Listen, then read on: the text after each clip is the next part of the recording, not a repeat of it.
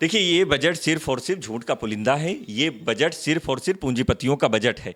एक बार फिर निर्मला सीतारमण जी ने बता दिया है और उन्होंने दिखा दिया है कि ये सरकार सिर्फ पूंजीपतियों की सरकार है। ना तो इस बजट में किसानों के लिए कोई बात है, ना तो इस बजट में युवाओं के लिए कोई बात है, ना इस बजट में देश के मिडिल क्लास के लिए कोई बात है। सिर्फ और सिर्फ ये पूंजीपतियों की सरकार है। आपने बजट में कितने किसानों का कर्जा माफ किया, ये भी तो देखने की बात होगी।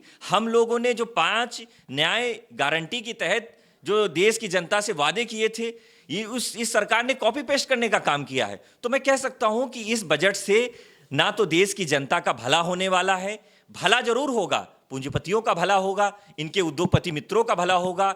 जिस तरह से लगातार महंगाई आसमान छू रही है, खाद्य सामग्री के दाम लगातार बढ़ते हुए जा रहे हैं, पेट्रोल गैस के दाम लगातार बढ़ते हुए जा रहे हैं, लेकिन सरकार को कोई चिंता नहीं है। सरकार सिर्फ और सिर्फ अपनी सरकार की ब्रांडिंग करने में लगी है। और हम लोग अभी सदन में भी इस बजट की चर्चा करेंगे, इसका विरोध करेंगे, हम लोग सड़क पे भी इस बजट का विरोध करेंगे।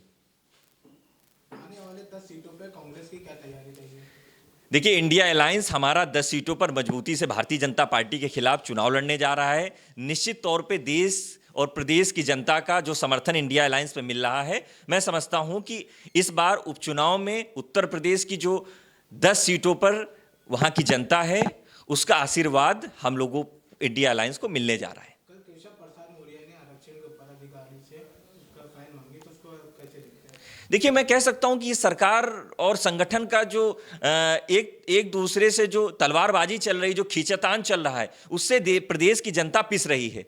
आज केशव प्रसाद मौर्य जी ने इस तरह का व्यक्तित्व देकर के ये दिखा दिया है कि सरकार में उनकी कोई भी बात नहीं चल रही है, संगठन में कोई उनकी बात नहीं चल रही है। वो दिल्ली जा रहे हैं, एक मुख्यमंत्री गोरखपुर जा रहे हैं। तो मैं कह सकता हूं ये आपसी खींचातान में प्रदेश की जनता को आप बीच में मत लाइए।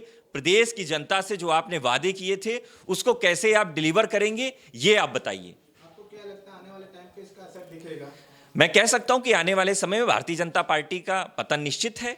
और जो जनता से इन्होंने वादे किए थे, उन्होंने एक वादा डिलीवर नहीं किया है। तो मैं कह सकता हूं कि प्रदेश की जनता ने अभी इनको आईना दिखाया है। अभी 2027 में इनकी विदाई तय करेगी जनता।